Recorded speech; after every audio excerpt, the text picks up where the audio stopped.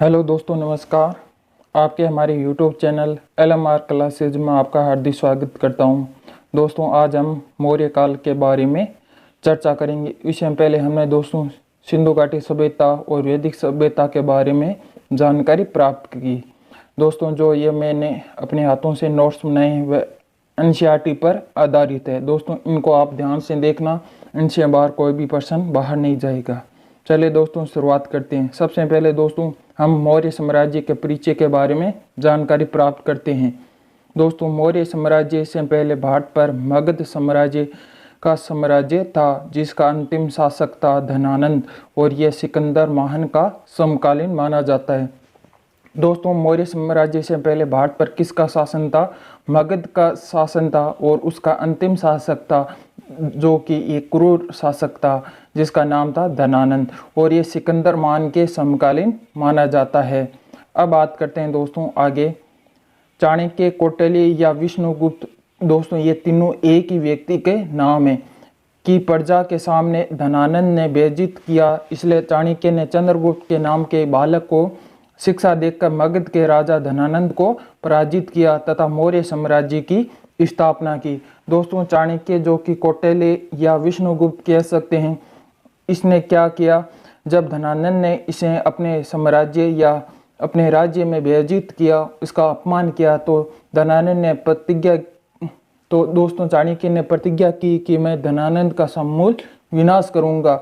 इसलिए उसने चंद्रगुप्त नाम के एक व्यक्ति को शिक्षा देकर मगध के राजा, अंतिम राजा जो कि धनानंद थे, उसको पराजित किया तथा मौर्य साम्राज्य की स्थापना की।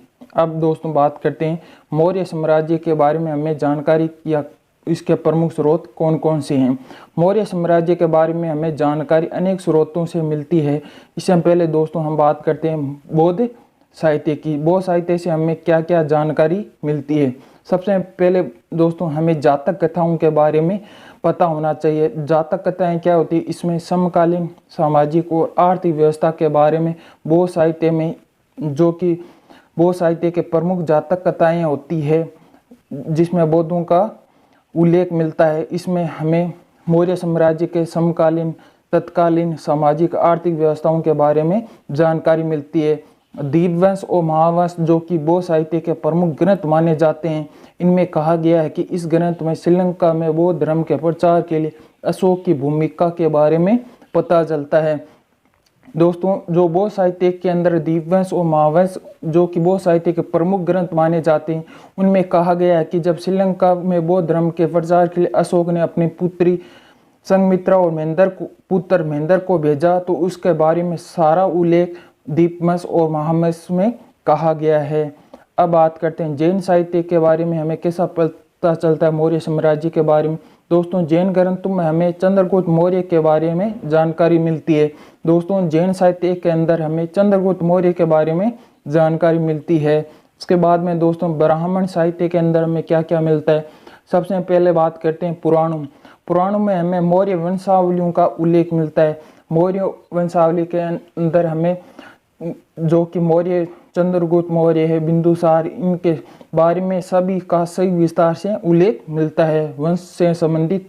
उसके बाद मुद्रा राक्षस जिसके रचयिता विश्वादक्ष है, ने नंद साम्राज्य के विरुद्ध षड्यंत्र का पता चलता है।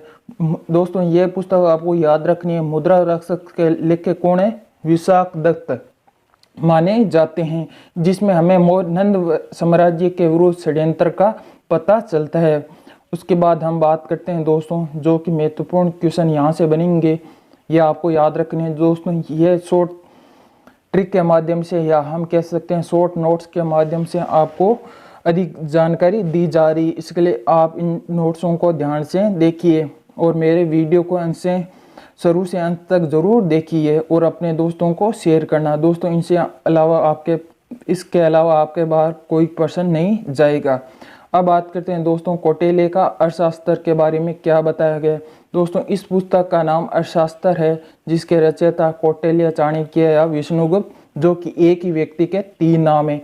कौटिल्य कौन थे दोस्तों? तक्षशिला विश्वविद्यालय या महाविद्यालय के आचार्य या शिक्षक थे। उन्होंने अर्थशास्त्र की रचना की, जिसमें उन्होंने 15 अध्याय और 180 प्रकरणों की रचना की। ओके दोस्तों, ये आपको याद रखना है। और उन्होंने 15 अध्याय में क्या क्या कहा है दोस्तों, उन्होंने कहा है कि प्रथम अध्याय में कहा कि उन्होंने राजस्व सिद्धांत यानी राजा से संबंधित कोई सिद्धांत का वर्णन किया है प्रथम अध्याय में। द्वितीय अध्याय में नागरिकता से संबंधित उल्लेख किया है।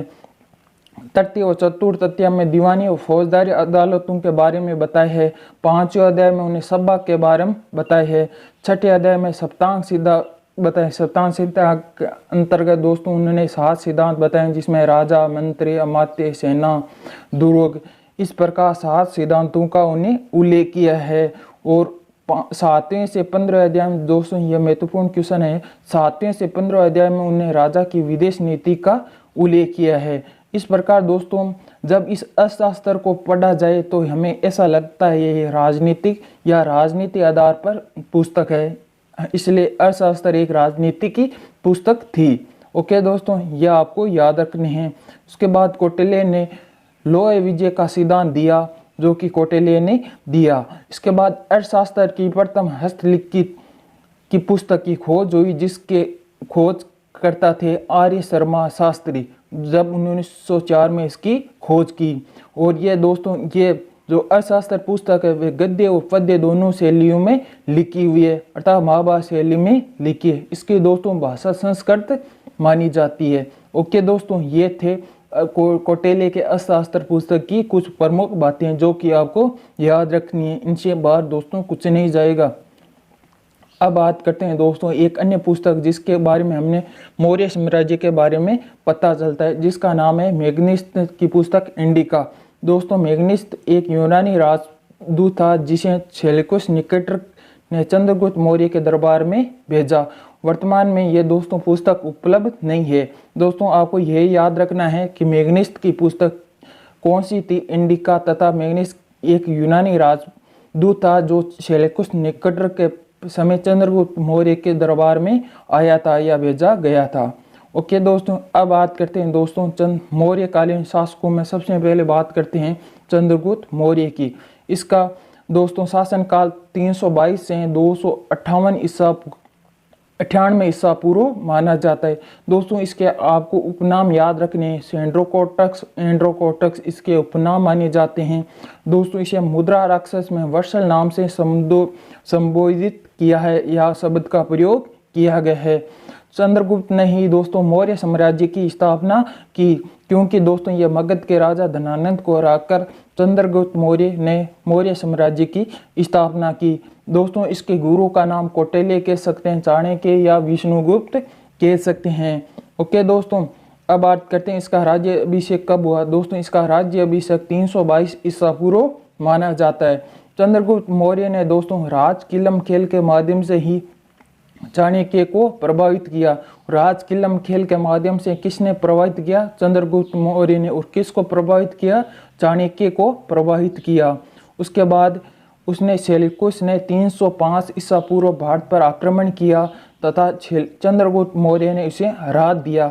बाद में सेल्यूकस ने अपनी पुत्री हेलेना का विवाह चंद्रगुप्त मौर्य के साथ कर दिया, जो कि दोस्तों भारतीय इतिहास में प्रथम अंतर्राष्ट्रीय विवाह माना जाता है। भारत का प्रथम अंतर्राष्ट्रीय विवाह कौन सा है दोस्तों? चंद्रगुप्त मौर्य और हेलेना का विवाह प्रथम अंतर्राष्ट्रीय विवाह माना जाता है। उसके बाद दोस्तों जब यह युद्ध हुआ तो उसमें सेल्यूकस ने हार मान ली और सेल्यूकस ने राजदूत के रूप में मेगनिस्त नाम के एक राजदूत को चंद्रगुप्त मौर्य के दरबार में भेजा और वहां पर उसने इंडिका पुस्तक लिखी। उसके बाद चंद्रगुप्त मौर्य ने सर्वप्रथम नियंत्रण उत्तर पश्चिम क्षेत्रों पर किया और उसने नर्मदा नदी के दक्षिण में भी अपना विजय अभियान चलाया।